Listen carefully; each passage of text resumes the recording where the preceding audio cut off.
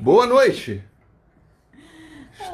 E aí, estamos começando mais um Mas Conversas na Sete, nossa segunda conversa no dentro, projeto que foi contemplado pela Aldir Blanc, do Governo do Estado aqui do Espírito Santo. Hoje o nosso tema é se- Cidades no Cinema e o nosso convidado é o Vitor Graise. Ele é produtor e diretor, diretor de cinema aqui do Espírito Santo, aqui de Vitória. Quer dizer, trabalha aqui em Vitória, tem a sede em Vitória, mas né, faz filmes em outros lugares. A gente está aqui esperando todo mundo entrar isso, para podermos começar. Nossa, falei em isso. português, né? Agradecendo aqui, o Vitor já chegou.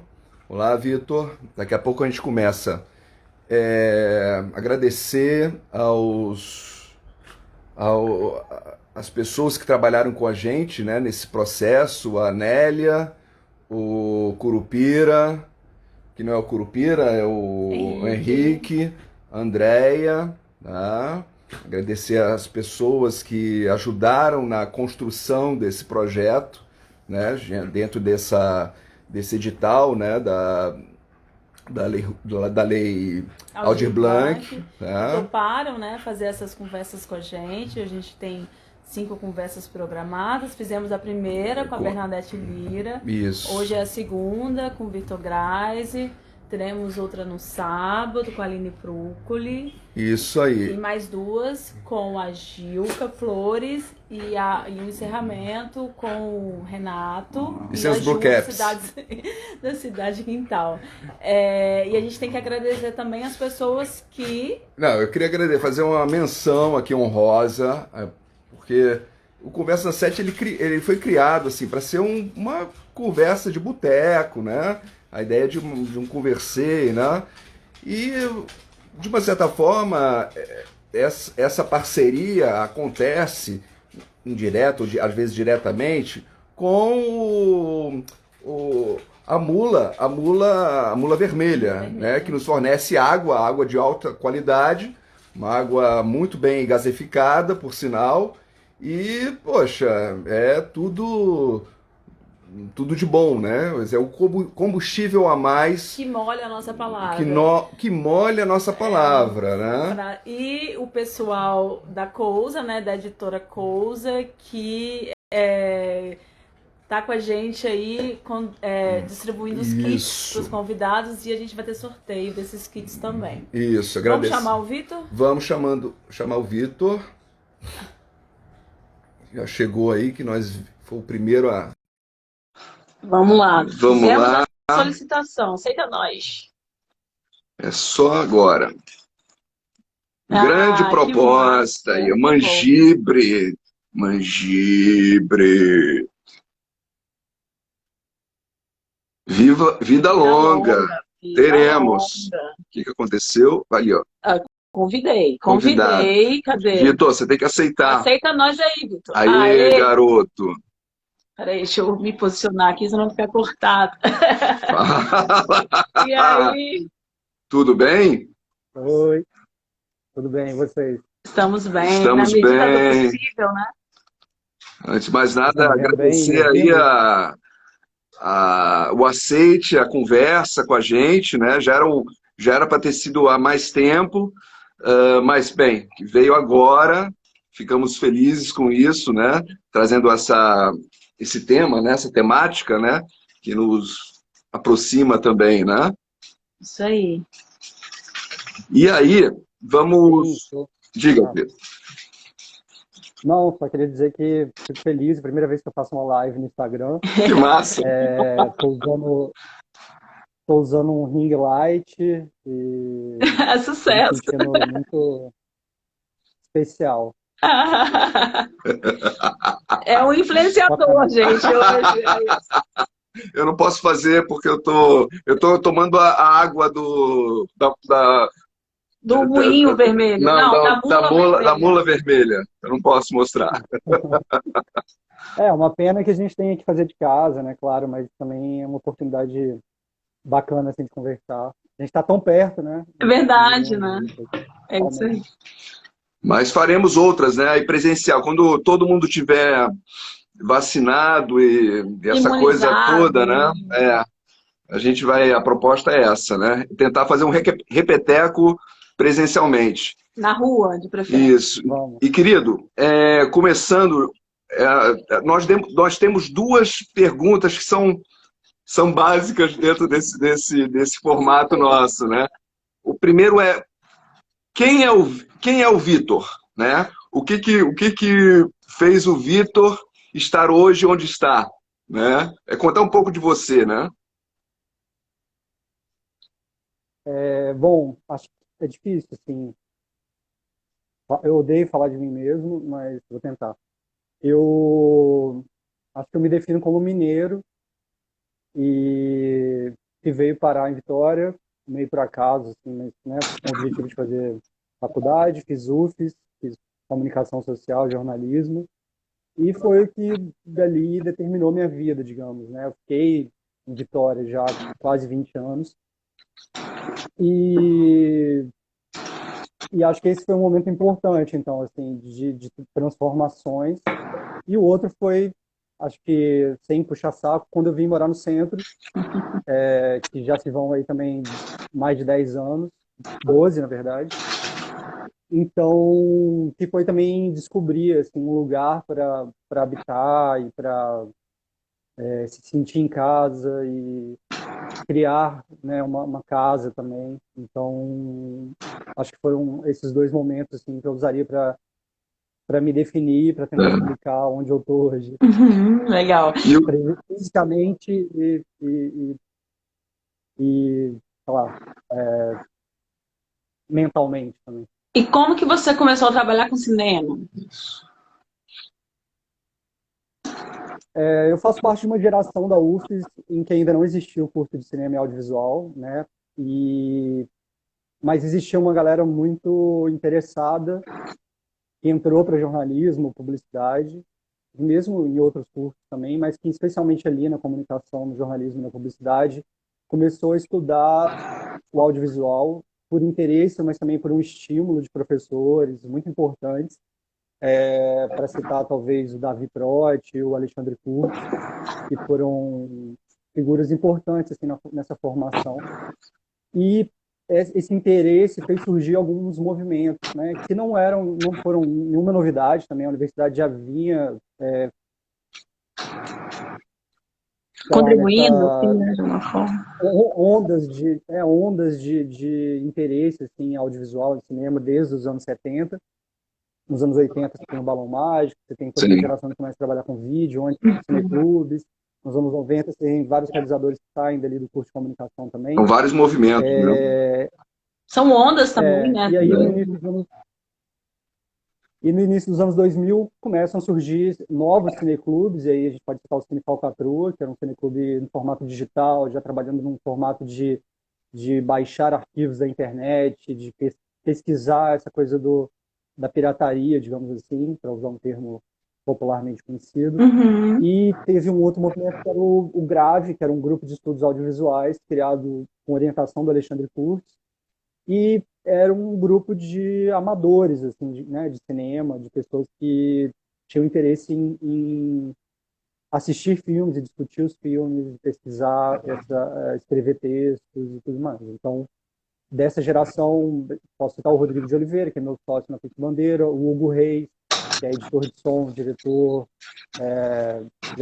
trabalha com audiovisual desde sempre. Sim. Eu demorei um pouco mais, ainda fui para o jornalismo, trabalhei, né, no Caderno 2 da Gazeta, de 2007 até 2010, mas nesse meio do caminho, e mesmo antes já tendo feito algumas coisas na época de UFES, de exercícios assim, de faculdade, digamos assim, ou vídeos feitos com câmeras digitais, antes de existir o celular que filmava, mas de câmera Cybershot, digamos assim. Cybershot.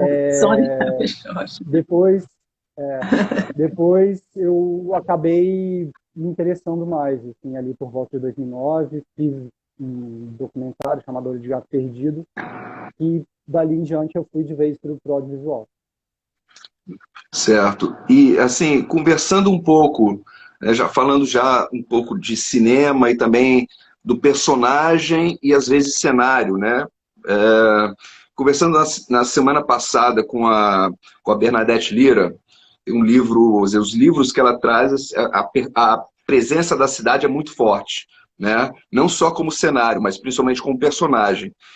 E ela tem uma passagem, aí me remeteu ao filme que eu assisti anteontem, teu, né, que fala sobre como é que é o nome? Hotel Cidade Alta, né?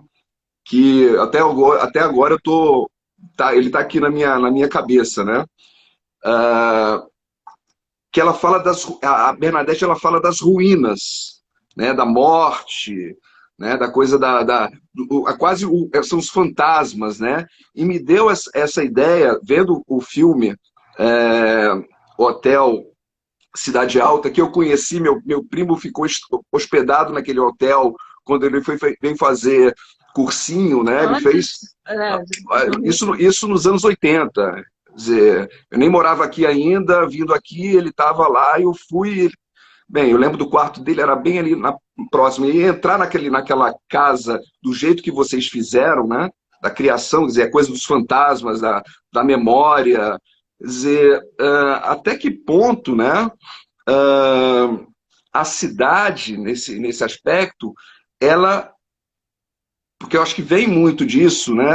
Não é somente um cenário, ela é um personagem, é um grande personagem que compõe esses outros personagens, né? Eu não sei, como é que isso passa na tua cabeça? É interessante, né? A Bernadette ter falado disso, assim, de ruínas, fantasmas e dessa memória, né, na cidade. O Hotel Cidade Alta é um bom exemplo, assim, do que me interessa, e acho que é difícil, hoje é possível analisar em retrospectivas, né, talvez os filmes que eu fiz, mesmo os filmes que eu não fiz como diretor, mas que eu produzi e outras coisas. Porque essa questão da memória e da história e de algo que parece que está em vias de se perder, interessa, assim, e acho que eu consigo identificar isso em todos os filmes. E o Hotel Cidade Alta tem, de fato, é construído em cima dessa ideia, assim, de uma memória silenciosa ou algo que a cidade quer dizer e que a gente nem sempre é capaz de escutar. Isso, Então, é impressionante. a motivação para o projeto o primeiro era o prédio, esse edifício, funcionando como um hotel, pensão, assim, no centro da cidade. Mas depois a coisa foi se transformando, eu demorei muito tempo também para fazer, eu sou um pouco lento, assim, tanto que eu não fiz muita coisa nesse tempo todo, né, não dirigi muito tempo, mas é um lugar que eu passo todo dia, porque eu moro nessa rua, Isso. onde tem então eu sempre fiquei pensando naquilo. E aí, de repente, a partir de uma descoberta de que naquele lugar, aqui na Cidade Alta, em frente ao hotel, né, que é onde é curioso, tem a Catedral Metropolitana, tem o Palácio do Governo, tem esse prédio antigo, na Escadaria Maria Ortiz, tem o Fórum, né, Criminal na frente, tem um hospital. Ou seja, você tem ali praticamente representações de todas as instituições, Isso aí. né, da nossa do núcleo, né, da coisa cidade moderna, colonial. E bem ali naquele ponto era onde ficava o Pelourinho da cidade colonial, Isso, Vitória, né, de 460 anos. Então isso mexeu muito comigo, assim, porque eu falei, caralho, isso não se fala disso, né? Porque em Salvador você tem o Pelourinho de Salvador, mas onde era o Pelourinho de Vitória? Onde ficava? Muita coisa aconteceu ali naquela meiuca. Aí eu eu descobri um mapa uma vez, que aí tinha essa identificação do Pelourinho, em frente tinha uma casa de câmara e cadeia também, era meio onde é o fórum. Então tudo faz sentido. E então ali e é isso, uma cidade de quase 500 anos, né? Então muita coisa está impregnada assim, nesse chão, digamos assim. Então o filme tenta representar um pouco isso, e aí com esses personagens meio fantasmas que entram e saem e caminham por corredores escuros. E que Né? me parece uma coisa da cidade que incomunicável, né? Um não consegue, né, conversar com o outro, e aquela multidão não consegue escutar o grito do outro que está lá tentando dizer alguma coisa. Tem um personagem são personagens marginalizados, assim, né, pela própria estrutura social e tal. Uhum. Então, essa questão da ruína, e do fantasma, acho que é bem, bem forte, assim, interessante de ler o filme sobre desse lugar. Isso é Fica, Bom, só um pouquinho, fica a tá dica, falando. pessoal, para quem não. Tem alguns filmes ali no YouTube, né? É, da produtora Pique Bandeira. Tá? Quem quiser, tem ali alguns filmes, entrevistas, inclusive, Sim, que são coisa se muito inscrevam no interessante canal, ali. Hã? se inscrevam no canal da Pique Bandeira Filmes no Isso, eu já me YouTube, tem lá vários inscrevi, já filmes estou vendo, gratuitos. Já tô maravilha. acompanhando, tem muita É, coisa a bacana, coisa do né? futebol, né? Essa futebol Do não vi, não. Vitória. Eu lembro do História. Diego Locatelli falando sobre esse filme, né? Ele ficou muito Sim. empolgado na época com esse filme e eu não tinha assistido ainda, né? Então, tem uma coisa também. Então, outras coisas. Mas fala. Não, eu fiquei em dúvida agora se eu continuo sobre a ruína ou se eu continuo sobre a região ali, porque estou pensando. Mas vou falar sobre aquela. Outra coisa que a Bernadette falou, que eu acho que dá para a gente cruzar com essa coisa que eu acho que o Hotel Cidade Alta traz também, né? Um pouco de algumas práticas que são que querem sobrepor em cima de realidades aqui no centro, né? Tem moradores de rua, lavadores de carro, Ah, boa, mas aí tem a prática religiosa boa. dali, né? O pessoal da procissão, do Nossa Senhora da Penha e tal. E aí também, e na frente do hotel, você tem aqueles bares, né? Tem o Fox e a Caiana. Tem o Fox e o Caiana. Caiana. E aí foi um outro ponto que a Bernadette falou também, né? E aí, embora o Hotel Cidade Alta não apresente esses bares, né? Tem a cena lá que eu fiquei buscando, tentando print, tá? Da cena. Daquele moço em cima do viaduto com a cerveja na mão, dando parabéns, né? Batendo palma para a procissão de Nossa Senhora da Penha, que estava passando debaixo do viaduto. Então, como que você vê, não sei se é uma leitura só minha, assim, mas essa sobreposição de usos, né, de visões de cidade na cidade que às vezes não querem se sobrepor, mas querem, né, que Uhum. permanecem juntas e paralelas, né, de algum jeito se tocam em momentos, mas Muito não, bom, né? muito bom.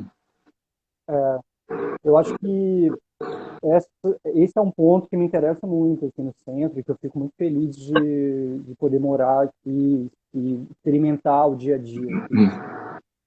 E entre outras coisas, tem essa questão que a gente pode exemplificar, assim, né, como manifestações religiosas, igrejas de 300 anos, né, ou mais, e patrimônio histórico, religioso, assim, edificado e tal. Mas tem outros elementos assim que não estão nesse filme, mas que eu acho que são muito importantes também. A gente pode falar do Porto, por exemplo. Uhum, Então essa sim.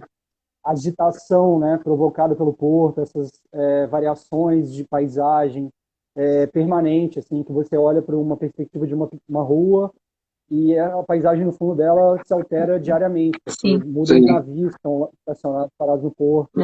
É. Eu moro aqui na minha janela, eu estou vendo, né, o porto, estou diariamente ouvindo o barulho do porto. Vendo Às e vezes me ouvindo, incomoda, né? às vezes me incomoda, porque às vezes é barulhento, Sim. porque eles estão, né, fazendo um serviço super pesado, assim, com máquinas e tudo mais, mas também é lindo, assim. Então eu acho que essa questão entre o que é digamos, tem uma beleza, mas também tem um incômodo, né? Tem essa contradição diária, tem essa pobreza, né, de fato de uma população de situação de rua, de às vezes violência urbana, né, de pequenos de roubos e tal. Uhum. É um centro de cidade, né? Mas também tem essa vida do dia a dia, de conhecer os vizinhos, que eu acho que é muito legal, que talvez isso diferencia o centro de Vitória do resto dos outros centros que eu conheci. É um centro bairro, né? Um É. centro centrinho, assim, meio comunidade mesmo. Assim. E desde que eu mudei para cá, tinha sempre uma brincadeira com algumas amigas que já moram e vivem no centro desde que nasceram, de chamar de comunidade, de chamar de CDV, de País, usar Entendeu? apelidos assim, para se o referir. centro é meu país. Tem isso. A gente sempre chamou lá na comunidade e tal, e acho que isso é bonito, que aproxima, assim. Sim. E eu acho que a gente aprende a conviver com essas contradições, com esses conflitos, né, diários, assim. Então você tem a Rua 7, que tem a boemia, mas no alto dela, assim, em frente ao lugar mais movimentado, tem uma igreja presbiteriana, Uhum. super tradicional, que está lá há quase 100 anos, assim, mas tem uma convivência harmônica, né, até que se prove o contrário. E tem a boemia, e tem as pessoas que não gostam da boemia, e tem as pessoas que tacam coisas em quem É a está em diversidade, né, da veterano. cidade. Né? Mas olha só, Coisa. vou falar de um outro assunto para É. juntar em relação a isso. Hum, Eu ia puxar outro, mas vou puxar nesse também. pode puxar. Dessa coisa da boemia que convive com as igrejas, né? E, se não me engano, ano passado, não, retrasado, o bloco de carnaval, para acabar, do Vaguinho, ele mudou a data, porque ia coincidir com uma festa da igreja religiosa. Então, adiou o bloco de carnaval para mais uma semana, para não conflitar, né? Não era nem é um bloco muito grande, né? É um bloco, mas é um bloco representativo de todos os blocos de carnaval, né? De Vitória, do centro, que se Já é unem, é, né? um bloco fora de época, assim, um É pouco um depois bloco. ele achou por bem E, respeitar e esperar mais uma semana, né? Isso é muito Sim, bonito, sim, assim. aí essa Acho que a convivência, gente né? lida com, e diz uma acho que coisa, diariamente a gente lida com isso. voltando a falar um pouco mais do cinema, da cena capixaba, né? Qual é não sei, eu não sou um conhecedor dos filmes da totalidade dos filmes capixabas, conheço alguns diretores, alguns filmes, o que, né? E me parece sempre muito forte. Acho que como também no Rio de Janeiro e São Paulo, acho que quando nos anos 60, né, estavam buscando uma linguagem urbana, né, a coisa da construção urbana do Rio, de São Paulo e tal, aquela coisa toda. Até que ponto Vitória, né, e vamos falar de Vitória, né, ou centro de Vitória, como você quiser, está presente na construção do cinema capixaba. Uhum. Olha, é uma boa questão, assim, né? Vamos falar desse imaginário visual, assim, né? Isso, Construído pelo audiovisual. É uma pergunta longa sim. e é algo que tem me interessado muito ultimamente, já há alguns anos, que é essa pesquisa de um arquivo histórico, né, do audiovisual produzido no Espírito Santo. E a gente pode lembrar, por exemplo, das primeiras imagens em movimento de Vitória, que foram feitas na década de 30, aproximadamente 36, por aí, que são, depois foram reunidos pelo Ramon Alvarado, que é um cineasta que eu pesquiso a obra dele, mas umas imagens feitas pelo pai do Ramon Alvarado, que tinha uma câmera 16mm. E aí você tem a Praça Costa Pereira, Carlos Isso. Moscoso. É. É fácil de achar no YouTube, tem lá Um Belo Dia, Vitória. Maravilhoso. E então começa ali, né? Depois você tem uma série de cinejornais na década de 50. Não tem muito relato, não tem relatos de filmes ficcionais feitos até o final dos anos 60, até a segunda metade dos anos 60. E aí é algo que eu até escrevi um texto recentemente, que fiz uma curadoria para um site chamado Cine Limite, que eu também convido as pessoas a verem, que está lá. Eu ia te pedir para falar desse site. Tem uma coleção, de, a gente chamou de O Mundo Visto e Sonhado, uma coleção de filmes do Espírito Santo. É uma curadoria de filmes de curta-metragem, desde da década de 20 até a década de 10 do século 21. E aí, nessa segunda metade dos anos 60, você tem um movimento jovem de criação de filmes de curta-metragem, ficcionais, autorais, né, independentes e tal, em Vitória, especialmente em Vitória. Não dá para falar que é no Espírito Santo, que era bem concentrado em Vitória. Sim. E o centro de Vitória era a locação básica. Então, você tem muitos desses filmes não existem mais, eles estão desaparecidos, né, perderam e tal. mas o Caput, o Ponto e Vírgula, que são dois filmes que existem, que estão disponíveis no Cine Limite, cinelimite.com. Eles são ambientados no centro de Vitória. Você tem a Bahia, você tem, né, ali o guarda-corpo da Beira-Mar, no filme do Fábio Teixeira, que é o Ponto e Vírgula. No Caput, você tem as avenidas, assim, o centro, a sala de cinema. Não dá para identificar exatamente quais os lugares, ainda não consegui, mas é o centro da cidade. Legal. E em outros filmes a gente tem relatos, assim, mesmo registros do roteiro e tudo mais, porque muitos usavam como locação, por exemplo, a livraria Âncora, que é uma livraria que existia na Nestor Gomes naquela Aonde época. ficava essa livraria? Gomes, a Âncora. Aonde? No pé da Nestor escadaria, Gomes, né? perto da escadaria Maria. Não sabia. Olha só.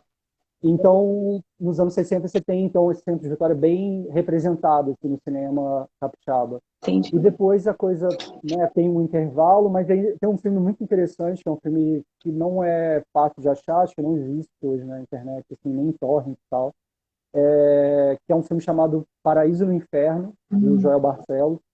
Que foi filmado, tem cenas no Bar Brix, por exemplo. Olha só. Olha que legal. E era um filme também ambientado em Vitória, um filme feito por o Joel Barcelos, é um ator, né, importantíssimo para a história do cinema brasileiro, capixaba, e fez esse filme aqui.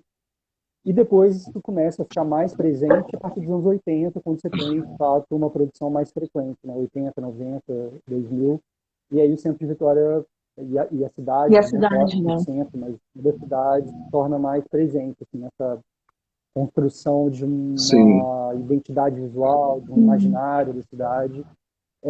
Acho que isso sempre esteve presente nas outras artes também, né, na literatura, especialmente, no teatro. Quando a gente fez o As Horas Vulgares, por exemplo, em 2010, o livro que a gente se baseou, que era o livro do Reinaldo Santos Neves, O Reino dos Medas, que é de 72, então, era um livro que passava, né, assim, no centro da cidade, né, à noite, uma noite fria, coisas do tipo. E a gente tentou levar isso um pouco para o filme. O filme, né, majoritariamente filmado no centro da Vitória. E é filmado em preto e branco então também, né? Tem a escolha do filme, né? Eu posso citar também o Macabéia, do Oliveira Júnior, tem muitas cenas na Jerônimo Monteiro, no centro. Baseado em histórias reais do Gustavo Moraes. Me diz uma coisa, não existe nenhum acervo. Eu sei que no Metrópolis tem alguma coisa, no Metrópolis, na secretaria, nenhum acervo de acesso, de fácil acesso, né, para o grande público, né, desses filmes, porque seria um material, né, um material importante, pesquisa importante, né, não só para quem gosta de cinema, mas para quem gosta também de estudar cinema, né? Estudar a cidade. Cidade, por aí vai, né? O desenvolvimento, a narrativa, né? Esse acervo está disperso, assim, né? Entre pesquisadores ou diretores de filmes. A gente tem no arquivo público uma memória do audiovisual capixaba. Dá para ver muita coisa, eles têm algumas cópias digitais, digamos assim, mas tem muita coisa ainda em película, né? Cinematográfica, que ainda não foi digitalizado. Essa iniciativa do Cine Limite eu também é interessante porque está lá reunido e fica até o dia 25 de maio só, então eu recomendo muito para quem quer ver algumas coisas, está lá. Mas muitos desses filmes desapareceram, e desapareceram justamente porque a gente não teve cuidado de preservar, né, e investir nessa preservação, que é algo caro, mas que é muito importante. E então, assim, a gente, como pesquisador e como exibidor também no Cine Metrópole, e pela Pique Bandeira, a gente tenta fazer esse projeto, restauração, digitalização, de exibição, difusão, mas ainda não temos um acervo reunido. Eu acho que tem uma iniciativa da Secult do Espírito Santo, que é uma Mediateca Capixaba. Em breve, talvez exista mais coisas, todos esses filmes reunidos numa única plataforma online. Seria sensacional, né? Seria ótimo isso. E fortaleceria a produção. Capixaba. A Carol tá perguntando uma Mas tem mesma muita dúvida que eu coisa. tenho. Porque eu nunca consegui ver As Horas Vulgares inteiro, né? Cadê esse Não filme pra eu viu? assistir?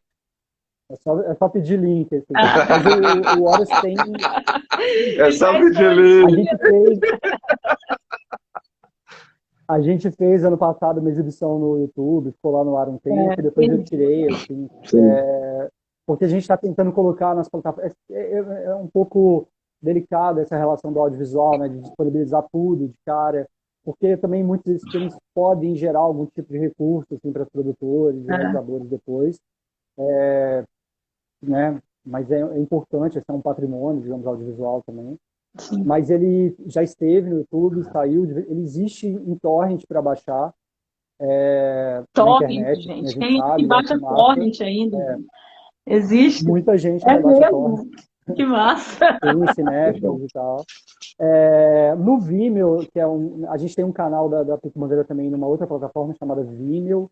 Lá dá para alugar o filme, mas também é só pedir. Ah, né, legal. link. Massa. Não dá para colar aqui Tô falando agora, para liberar o porque link, tentaram cara. derrubar tudo. Pode ser, a gente coloca no YouTube de novo. Isso aí. Boa, boa. Por tempo limitado. Mas Conversa do set. é ótimo que as pessoas queiram ver. Assim. E ele, de vez em quando, passa. Assim, já teve no Canal Brasil, Legal. já passou na TVE, do Espírito Santo também. A gente faz questão de exibir sempre que é possível. E aí tem uma coisa, né, nos filmes que são... Os filmes que são filmados, né, que são feitos em Vitória, que quem conhece a cidade, de uma certa maneira, tem um cruzamento, né, do mapa que a gente tem na cabeça da própria cidade e o mapa que o filme desenha para a gente, né? Então, quando você fala, porque não dá para reconhecer direito quais são esses lugares que foram filmados, esses filmes mais antigos, né, que você falou, é que talvez a sequência de espaços que a gente tem na cabeça já não são mais, né? Já não são a sequência de espaços que o filme quer trazer. E aí eu acho que esse Cidade Alta tem um pouco isso, né? Nessa construção das imagens, que quem conhece, reconhece que não é uma sequência, né, de locação. E tem um outro filme também que a gente assistiu também esses dias, que é Os Mais Amados, que você trabalhou na produção, né? Que eu acho que eu fiquei, ao mesmo tempo que eu queria conhecer a história, talvez isso tenha no cinema capixaba, quando os capixabas assistem, né? Ao mesmo tempo que você quer conhecer, você tem que entender a história do filme, você quer reconhecer aqueles lugares que estão ali na cena. Criar uma identificação, né? Não é? Tem isso. Eu não sei se é uma coisa também do capixaba, né? Ou da pessoa, né? No caso, que está assistindo o lugar, né? E quer entender aonde é esse lugar, que lugar é esse, né? E que eu acho que acaba, às vezes, atrapalhando um pouco, né? Atrapalhou. Sim. Tem esse conflito, assim, mas acho que é natural quando a gente vê um filme num lugar que a gente conhece, assim, né? De um lugar que a gente conhece ou faz parte. A gente tem essa tentativa. Acho que tem que criar essas duas camadas assim, de leitura. Essa tentativa de, peraí, primeiro vamos ver o filme, como filme. É como se fosse necessário duas vezes, alguma né? coisa.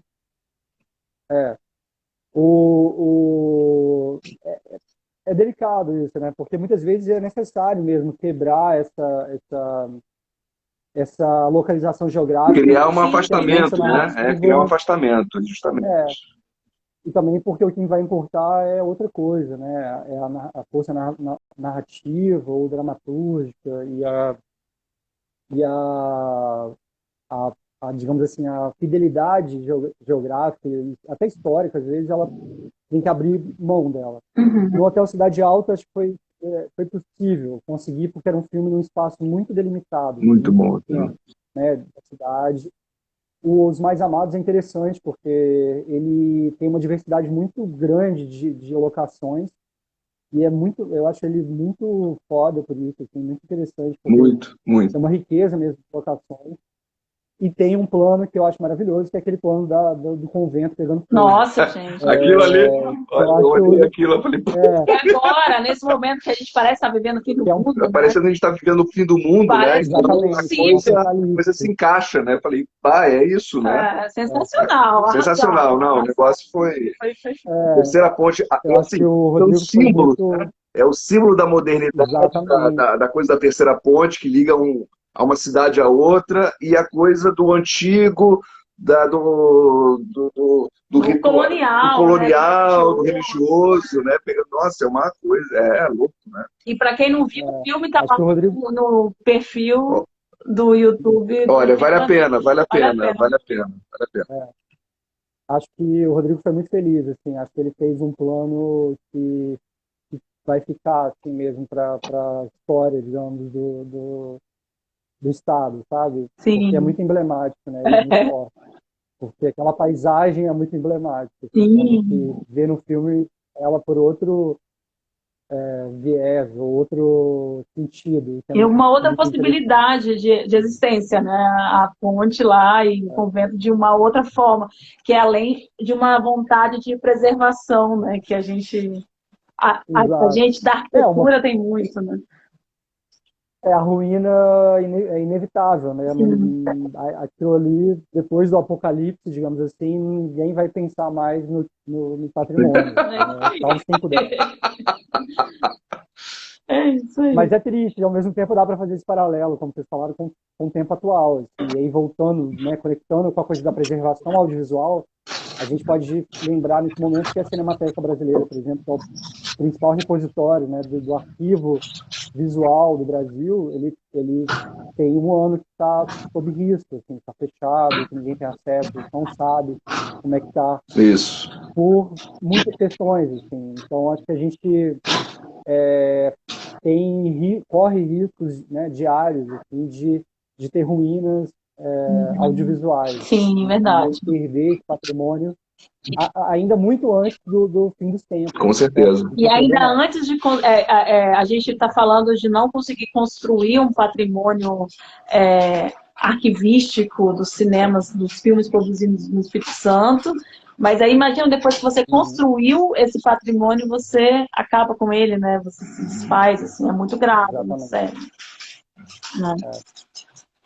E falando um pouco Você estava no início da nossa conversa falando de uma geração que é mais nova, que já tem não sei se a universidade, no caso, desculpa, a faculdade audiovisual, né, o curso de audiovisual que foi criado há 10 anos mais ou menos, né,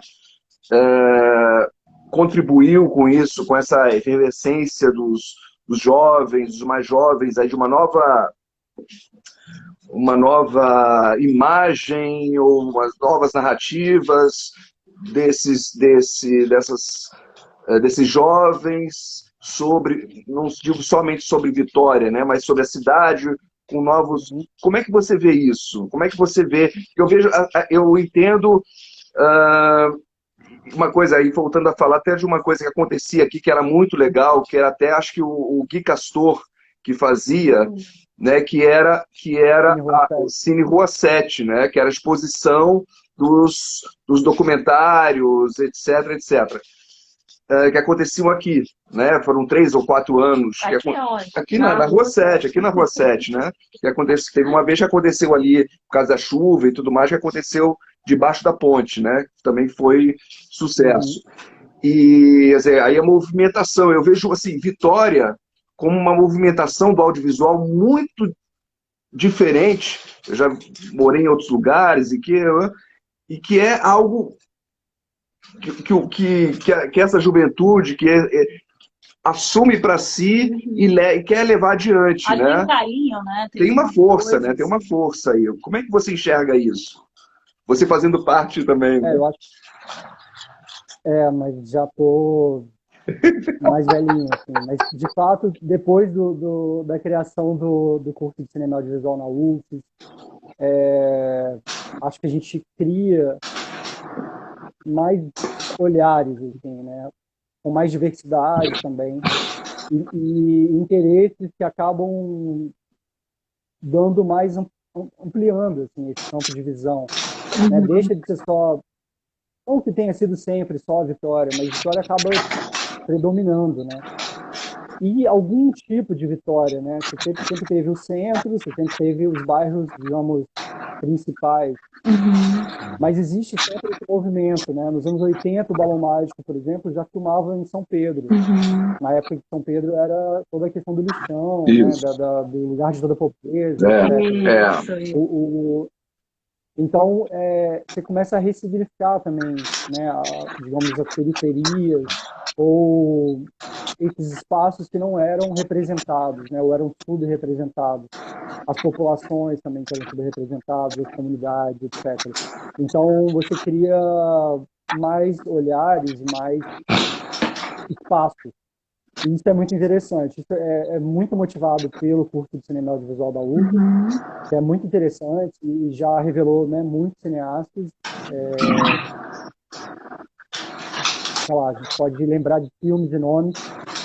E também por uma transformação que é permanente, assim, né, de buscar mais, assim, mais assuntos sobre o que dizer, sobre o que contar, de formas de narrar. Então, no centro mesmo, a gente pode lembrar da Castiel Vitorino, que é uma cineasta, artista visual, assim, muito interessante, e já tem alguns filmes disponíveis na internet também, mas que passaram em grandes festivais, foram exibidos em espaços expositivos, e que ajuda a criar, ampliar esse imaginário e essa identidade visual, assim, do Espírito Santo. E acho que com isso, assim, a gente começa também a querer menos identificar os nossos lugares, né, o que a gente conhece, e estar mais aberto para o que a gente não conhece, assim, e ver outros Espíritos Santos, tem outras vitórias e tal. Isso é muito interessante, eu acho. E até que ponto o festival Cinevídeo aqui de Vitória... Você falou do festival que tem influência nisso, mas estou pensando os próprios lugares de exposição, né? Tem o Sesc Glória também, né? Que eu acho que contribuiu um pouco, que contribui, o Cine Metrópolis, aquele Cine Jardins também, pensando nos espaços de produção. E aí pensar também na coisa do que foi o cinema que eu digo, o lugar de exibição, né? Aqui no centro, que não existe mais, quer dizer, hoje tem ali o Glória, né? Quer dizer, existiam, sei lá, 5 ou 6 cinemas aqui no centro, de rua, que funcionava, e hoje em dia fica restrito a shopping, ou então ao Cine Jardins, que tem uma proposta mais interessante de trazer uma linguagem mais alternativa, menos comercial, né? E quer dizer, acho que é pensar também nessa coisa da cidade como um elemento às vezes, de muita exclusão, mas que tem ainda elementos que resistem, né? Sim. O Cine Metrópole. Claro.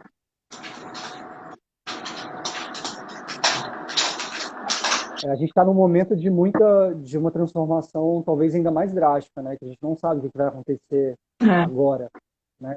Pandemia, salas de cinema e todo esse tipo de experiência coletiva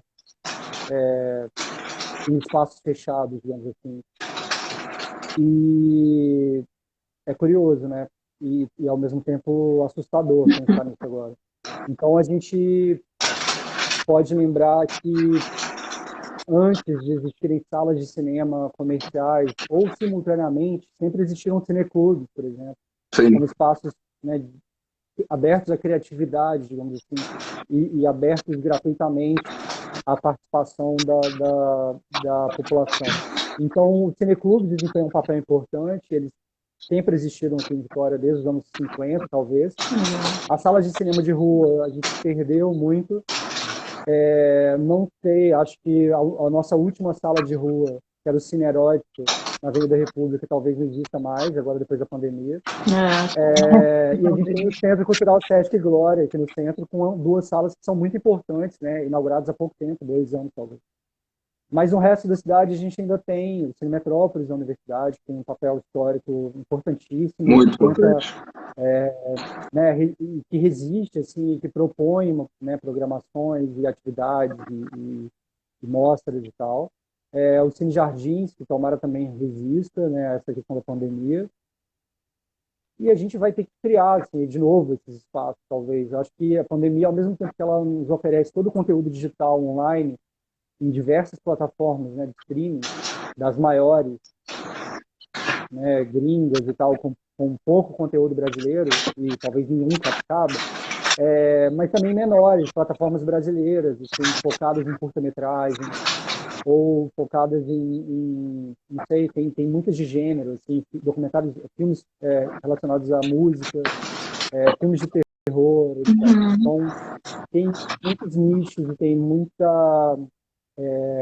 conteúdo disponível. É. Mas a gente vai precisar criar de novo, eu acho, a minha esperança também disso, assim, de possibilitar os encontros, né, na cidade, por meio e com o cinema também, e com o teatro, e com tudo mais. Então, acho que essas experiências coletivas, e talvez de rua, de fato, mais espaços abertos, pode ser um caminho interessante para a gente reativar essa não sei, acho que é algo que sempre foi importante, né? Não é algo que surgiu no século XX, Sim. Sim.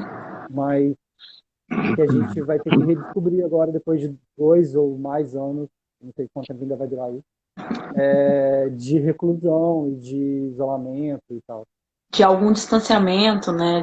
E alguma outra forma do cinema, dos filmes, tanto a presença da gente para ver os filmes Festivais, na rua e também a forma de gravar, né? De fazer esses filmes também. Acho que deve estar passando por mudança também, né?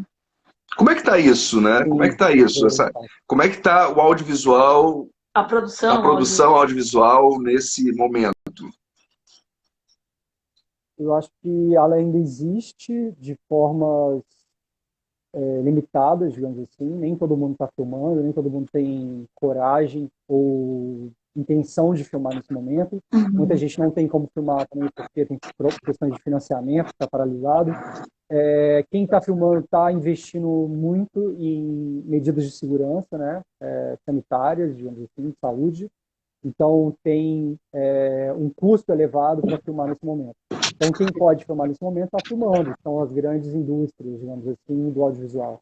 Agora, a produção independente, né, ela está, às vezes, filmando o que é possível, com equipes muito Né? reduzidas, em espaços controlados ou em espaços abertos, com menos pessoas e de uma forma segura. Eu acho que todo mundo está tentando se manter seguro e, né, assim, preservar a saúde e a vida de todos os envolvidos.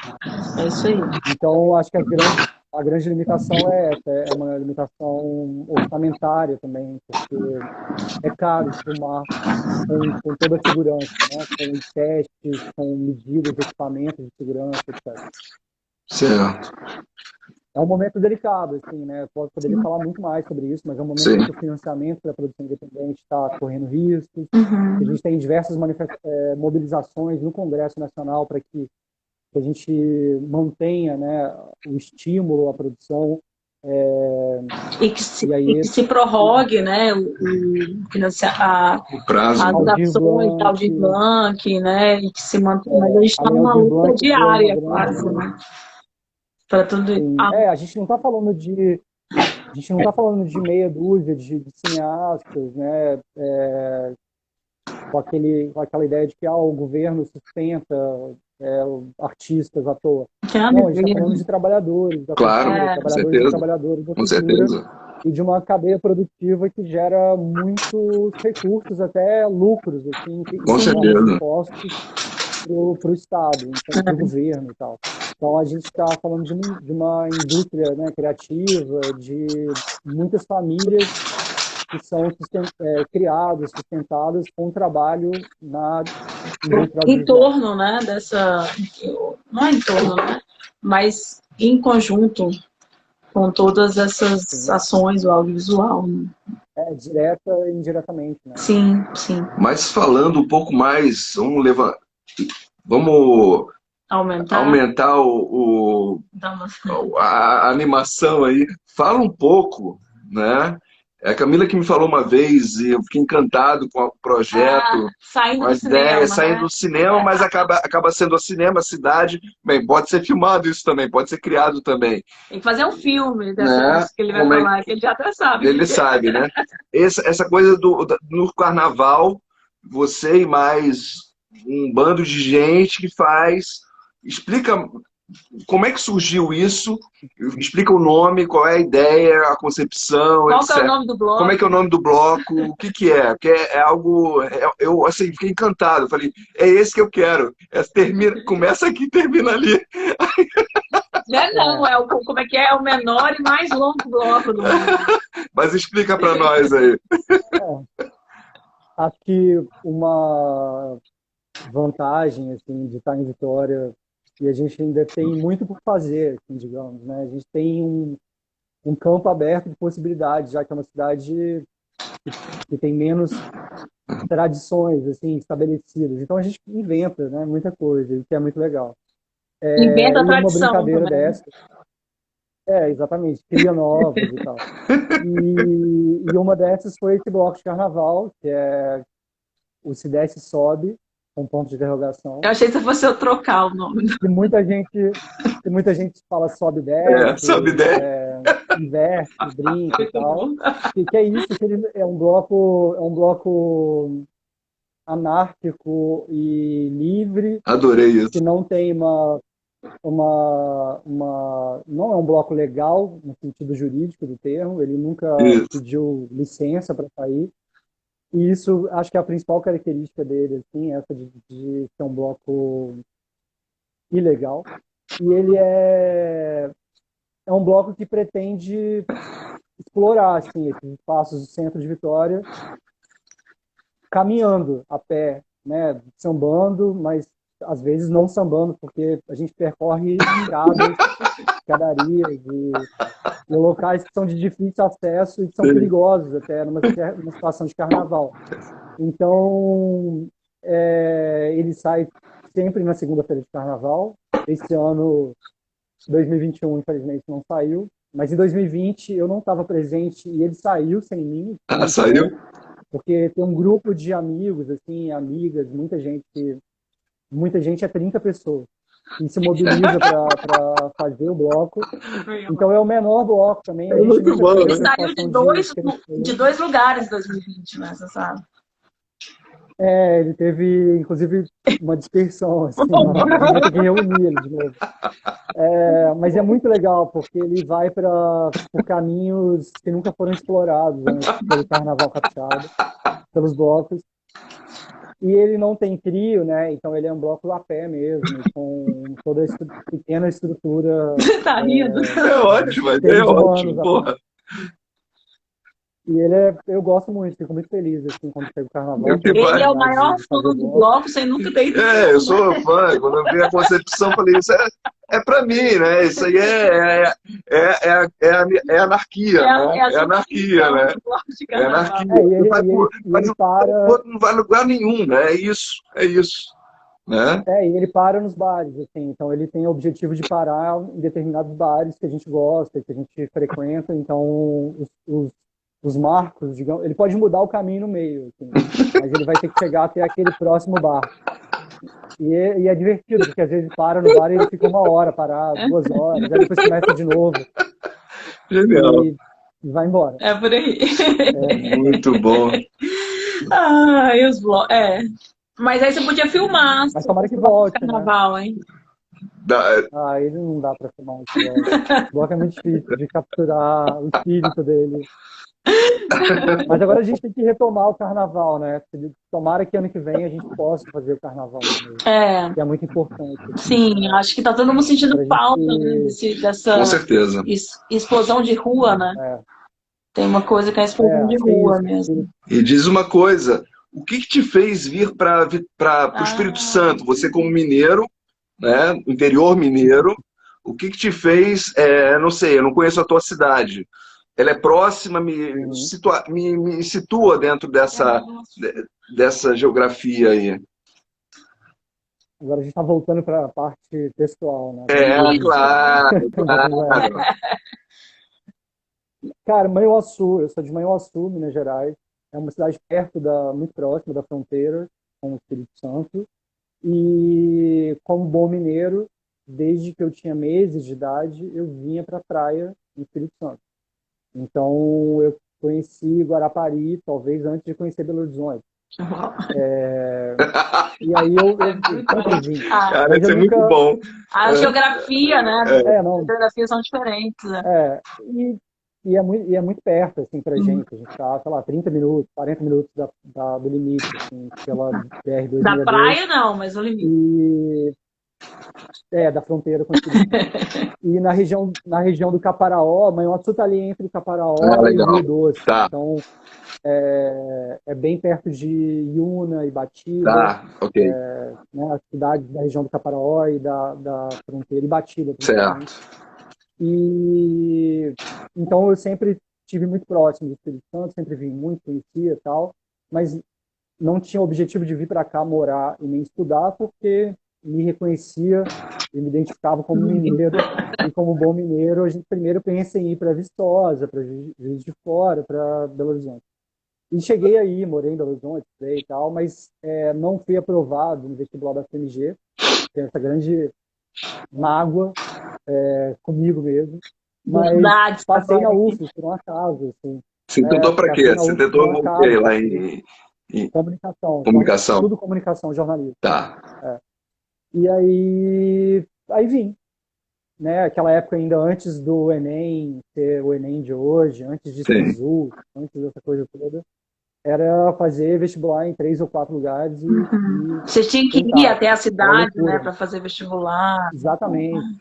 Eu lembro que eu vim, aí eu tinha uma prima que morava em Vitória, Fabiola. Fabiola foi importante, porque o primeiro mês, depois que eu fui aprovado, que eu vim para Vitória, eu morei 1 mês em Jardim Camburi, na casa dela, e obrigado, Fabiola, por me receber.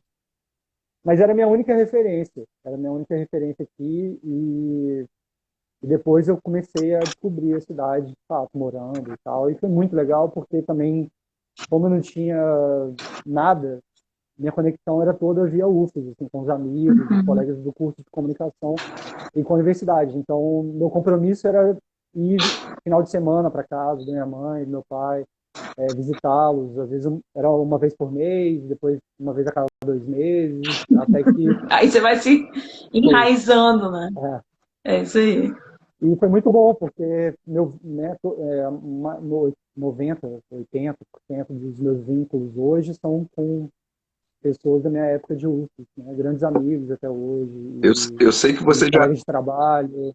sim, eu sei que você já respondeu um pouco essa pergunta, mas o que que te fez ir para o cinema, né? Além de O que que te fez, né? um cachorro na mão. Eu sempre me interessei pelo jornalismo, né? E estudei, queria ser jornalista e fui. Não sei, assim, não sei porquê. Eu lembro que uma vez eu tive essa Aconteceu. iluminação assim, no colégio, mas depois eu lembro quando eu falei, cara, não dá, não estou conseguindo mais aqui. E aí era algo no sentido de que o jornalismo já não dava, naquele jornalismo também, de jornal impresso, né, diário e tal. Embora fosse no caderno de cultura, que era muito legal trabalhar no caderno 2 e na redação da Gazeta, do jornal da Gazeta naquele período, 2007, 8, 9, foi uma época muito incrível mesmo. Assim. Mas eu comecei a me interessar por outras formas de contar as histórias que eu queria contar. Acho que era isso, depois de conhecer pessoas, conversar e contar histórias. Então, O Olho de Gato Perdido, que é esse documentário, ele foi a principal chave assim, de mudança, sabe? Foi falar, isso aqui não dá para ser só uma reportagem. Eu lembro que eu viajei para Pancas pelo Para jornal, um eu pouquinho. conheci Para um pouquinho. Pancas. Conta, para quem não conhece, fala, né, do que se trata o filme, do Olho do Gato Perdido. É um Interessante. filme que conta a Poxa, história de um. Ele é um filme que. E aí também é muito curioso isso, porque esse interesse determinou, de certa forma, muito do que eu fui fazendo depois, né? Que contar a história, o filme filme é sobre um outro filme, um faroeste, feito em Super 8, na década de 70, nessa cidadezinha chamada Pancas, no noroeste do Espírito Santo, por um relojoeiro, um fazendeiro e um policial militar, basicamente. Eram um grupo de 3 ou 4 jovens na época, ou nem tão jovens assim, É próximo de mas que, Mantenópolis, né? Que tinha também o outro, lá, né? seu O Manuelzinho, seu Manuelzinho. sim. O Olho de Gato, que é o faroeste, foi feito em 1975. E aí, em 2008 ou 2009, eu fui a Pancas fazer uma reportagem para o Caderno 2 e me levaram para conhecer um desses personagens, assim, que tinham sido um dos realizadores do filme. E era um senhor já de idade, que vivia no interior lá da zona rural de Pancas. E aí foi inacreditável, que eu falei, não é possível que isso aconteceu, isso não é verdade. Até que ele foi me contando e eu falei, não, é realmente, assim, foi feito um faroeste aqui. E era uma época que eu via muito faroeste também, estava apaixonado por filmes, né, Sérgio Leone, e toda a linguagem do faroeste, todo o Sim. imaginário em torno do filme de faroeste. E os caras tinham feito lá de forma amadora, né, em Super 8, por pessoas que não eram de cinema e que depois nunca mais fizeram nada no cinema. Então o filme tenta recontar essa história pela memória dele, porque o filme naquele momento estava desaparecido, digamos assim, ele não tinha cópia do filme. E um dos caras tinha ido para o Rio de Janeiro, o outro estava também no mundo, assim, a gente não tinha notícia, e aí o filme vai reconstruindo essa história pela memória dos seus Sim. personagens. E aí, a partir dali, foi então essa transformação. Do tipo, eu preciso contar, essa história era um pouco mais complexa, e se eu só escrever um texto, não vai ser a mesma coisa do que eu, talvez, emular e recriar algumas imagens de um faroeste feito no interior do Espírito. Então, o cinema surge ali, assim, com mais força, com mais sentido até profissional. Massa. E aí é curioso dizer, assim, esse filme também é possível achar na internet, né, disponível. E depois eu encontrei, porque o Ailton, tinha sido diretor na época, ele me procurou com a cópia do filme, com o faroeste original, Acho com o Olho de Gato. encontrado, né? E aí, Fazer muitos o anos olho de depois, gato encontrado, então. Massa. encontrados, justamente Legal. quase 10 anos depois, eu Que pude legal. ver o filme, assim, que eu queria Uau. muito. E aí foi muito bom, muito bonito, assim, a gente se encontrando e assistindo. Ele com uma cópia em DVD me mostrou e Ah, que tal. legal. Foi um momento muito marcante, assim, Massa, muito massa, foda. massa. E foi bom por isso, porque aí também esse filme, O Olho de Gato Perdido, a partir dele, esse filme ficou, o Olho de Gato original ficou sendo conhecido e entrou assim, para uma história do cinema capixaba, né? Teve uma descoberta mesmo para quem era os pesquisadores e para quem tinha pesquisado a história do cinema no Espírito Santo. Ótimo. E aí a gente vai descobrindo outros pontos da cidade, né? Eu lembro que eu estava, né, conversando com o Gil sobre a nossa conversa, pensando assim, nossa, tem alguma coisa em Pancas que várias coisas acontecem ali naquela região, né? Não sei se são as pedras, É o Bang não Bang, sei né? Porque é uma se cidade é o Bang limite Bang do forte. estado, não sei o que é, né? Eu acho que tem alguma energia, tem alguma coisa ali que faz, né? Eu devo uma visita, assim, porque eu nunca mais voltei lá depois. A gente fez o filme, ficou pronto, e depois de 1 ano e meio, mais ou menos, a gente voltou a exibir o filme lá Que na massa. rua. Legal. Mas depois eu nunca mais voltei. Eu queria muito ir para ver como tá, porque era muito fascinante, né? Pela geografia, pelo Nossa, patrimônio É impressionante. impressionante. Impressionante. natural, com aquelas pedras e tal, E tu acredita mas que tem também por toda a tem história muito do capixaba que não garimpo. conhece, né? A região de Eu Pancas, conheci aquela ano região, passado. foi. Camila conheceu, né? Eu desde moleque, quando eu É vinha impressionante. para cá, né? Agora estou aqui, mas eu vou naquela região ali e a coisa das pedras e como aquilo é forte, né? Pungente, né? Pungente. E, nossa. É Mas, impressionante. querido, Aí a vamos... gente fez a pergunta do início, né? Puxou para o início, a gente vai fazer Isso. a pergunta do final Porque agora. são duas As perguntas que perguntas, são oficiais perguntas do milhão. desse projeto aqui. O que é... Bem, você de uma certa forma já respondeu e não é. Mas só para resumir, o que a rua representa para você? Hum, muito bom. Acho que hoje temos grandes teóricos assim, né, da rua. Eu acabei de esquecer o nome dele, veio e foi embora. Assim, É isso aí. A ideia É isso aí. o antropólogo do podcast Encruzilhadas, Simas, Alcimas, maravilha. Luiz A Antônio, gente está tentando trazer, mas está que é difícil. que é incrível, fala muitas coisas, né, que a gente precisa escutar assim, sobre essa experiência brasileira de rua. Acho que eu não sei, é tudo, assim, é onde eu me sinto vivo, de fato, onde eu me sinto provocado, né, pelos encontros e desencontros, assim, encontros ruins e bons e ruins. Acho que na época do Horas e Lugares, eu e o Rodrigo, a gente conversava muito sobre isso, assim, desses, tudo meio por acaso, né, pode acontecer na rua e aquilo determinar o resto da sua vida, e isso pode ser bom ou ruim, mas é parte da nossa experiência, né, cotidiana e parte da nossa experiência de estar vivo e nesse meio ambiente que a gente escolheu construir, que são as cidades. Eu acho que a cidade me interessa muito, assim. Por mais que eu sempre tenha desejos de fuga, de ir para o meio do mato ou para uma ilha deserta, em que o ser humano seja muitas vezes Boa. horrível, também não dá para, não é só isso, né?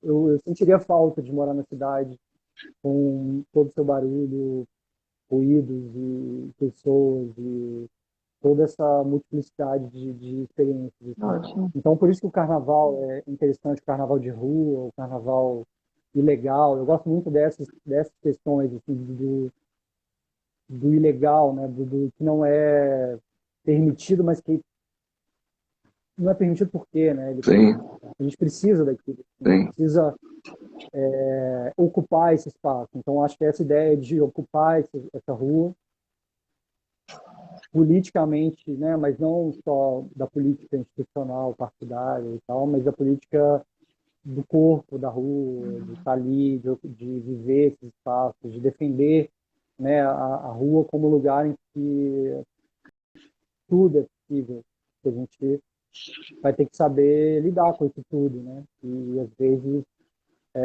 explorar isso artisticamente, criativamente, e não sei, tudo é possível a partir do momento que a gente aceita a rua. Sim. Tá ótimo. E a Rua Ótimo. 7, especialmente, né? Acho que a Rua 7 é emblemática disso. Muito emblemática. De Muito muitas emblemática. coisas, né? De muitos momentos de Vitória, assim, do carnaval, das procissões, do cinema, dos encontros, E dos do futuro, bares, né? A do Rua 7, eu futuro. estou pensando na Rua 7 no futuro agora. Penso nisso. Eu acho que essa pós-pandemia, o que vai ser da Rua 7, da cidade, de nós, né? Acho que a gente tem que pensar outras coisas além do que a gente já fazia, não sei. Eu acho que a gente tem que fugir um pouco da mesmice que nós nos colocamos, né? Não sei. E isso não é o novo normal. Não, de maneira nenhuma. Querido, agradecer aí muitíssimo a tua disponibilidade, presença aí. Pô, eu fico muito feliz. Foi ótimo. Te conheço desde lá do Cine Metrópolis, que eu e o Solé fomos te procurar para... Quer dizer, o Solé ia para encaixar o negócio lá que ele queria fazer e tal. E eu com a minha também tentei, mas não deu certo. E, pô, maior prazer. Assim, parabéns pelo teu trabalho. Eu sei do teu trabalho. Obrigado. Acompanho. Né? Tem um primo meu que trabalha aí nessa coisa do cinema e eu sei como às vezes é difícil mesmo. E parabéns, olha, eu fico muito feliz de estar com você aqui, nós estarmos contigo aqui nesse bate-papo. Nessa mesa virtual. Isso, nessa mesa de boteco virtual. Eu que agradeço o convite, acho que é muito bom falar do trabalho, mas também falar da cidade, né? Ouvir pessoas também que se interessam pelo centro e pela produção cultural no centro. Acho que a gente tem um desafio grande mesmo daqui para frente, né? De ocupar de novo essa cidade e esse centro, fazer coisas novas e não sei, vai estar tudo para ser construído, acho, depois dessa pandemia. E, bom, é infinito, né? É uma conversa que a gente vai ter que continuar nos bares, como vocês falaram. É isso aí, obrigada, né? Também agradeço. E parabéns Gente... pelo projeto, parabéns pelo projeto. Ah, Parabéns obrigada. Valeu, querido. Agradecemos. por manter essas conversas, né? A pandemia inteira, assim, Isso, enquanto pelo ela carinho tiver. né? E quando não tiver mais, a gente vai para a rua. Aí a gente vai ser O conversa, objetivo final, né? vai ser conversa no O boteco horizonte no mesmo. futuro é fazer isso na rua Isso. e na Rua 7. Mesa no boteco e E transmitindo conversa. do bar, né? É isso aí, é Por isso aí. favor, né? É, A mesa do boteco virtual. Jéssica, a mesa do boteco. Por enquanto é o que a gente consegue fazer é agora. isso aí. Né? E obrigada, olha, funcionou Obrigado, direitinho, obrigado. sua primeira Maravilha. experiência de live do Ó, Instagram. tá, você já tá. Nossa Senhora! Foi massa. Parabéns, parabéns. Obrigada, gente. E só para dizer que a Obrigado, gente vai ter galera. conversas agora no sábado Com a com a Aline Aline Prúcoli. Prúcoli, na quarta que vem com a Gilca Flores e no próximo sábado, sem ser esse, no próximo com a Ju e com o Renato sobre Cidade Quintal. Cidade Quintal, isso aí. Tá bom? Tchau, gente. Boa noite. Valeu. Quartou. Brigadão. Tchau. Valeu, Vitor. Tchau, tchau.